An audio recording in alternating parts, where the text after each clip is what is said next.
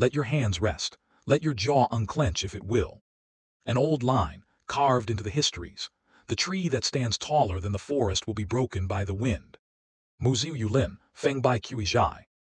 It is a warning, and generations took it as one. Do not stand out. Do not be too much. Keep your head at the height of the other heads and the wind will pass over you.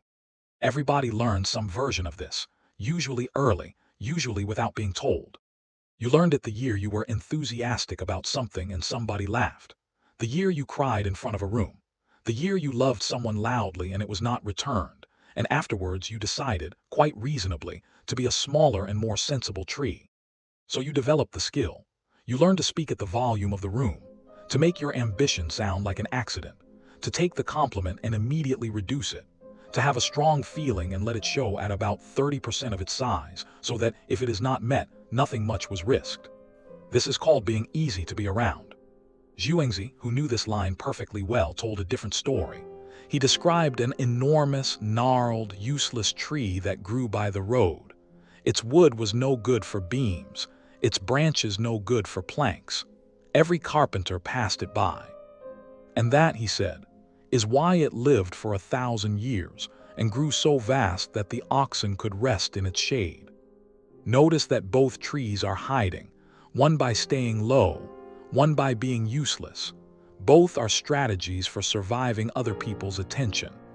Now ask quietly what it has cost you. Not what it saved you from.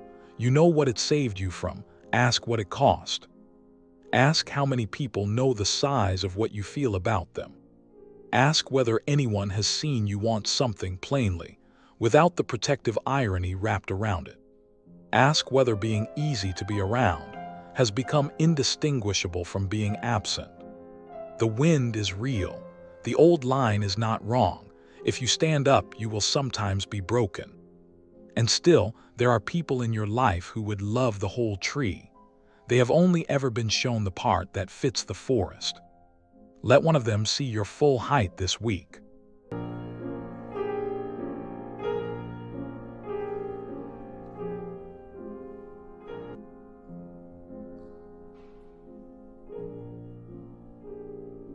Mencius said that anyone who suddenly saw a child about to fall into a well would feel a spasm of alarm and compassion, not because they wanted the parents' gratitude, not because they wanted a reputation, not because they disliked the sound of a child crying.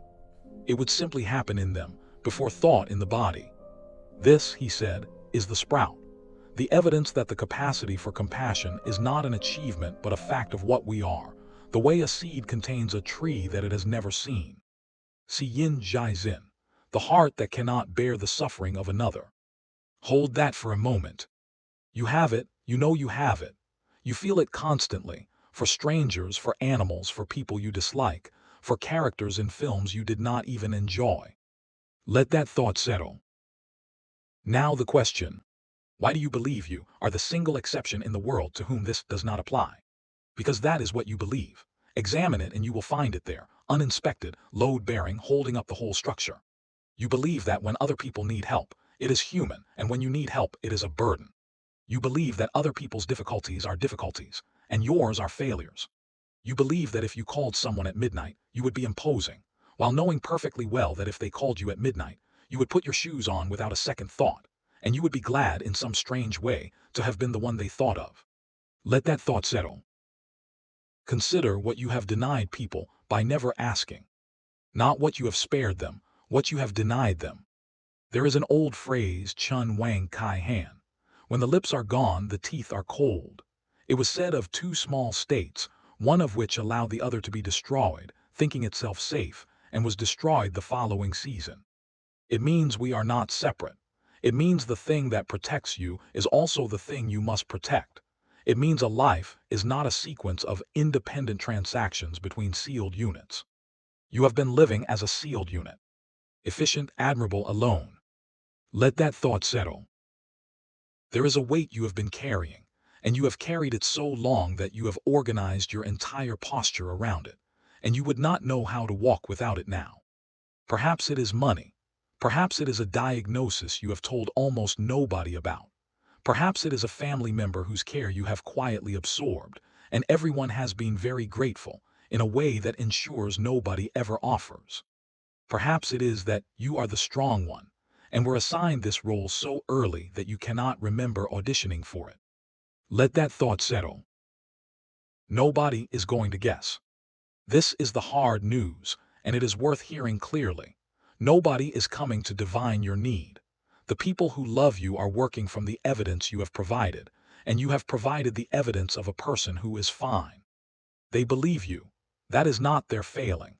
It is the natural result of an extremely convincing performance, sustained over years at enormous cost by you. The rescue you have been quietly waiting for begins with a sentence you have to say out loud. Let that thought settle.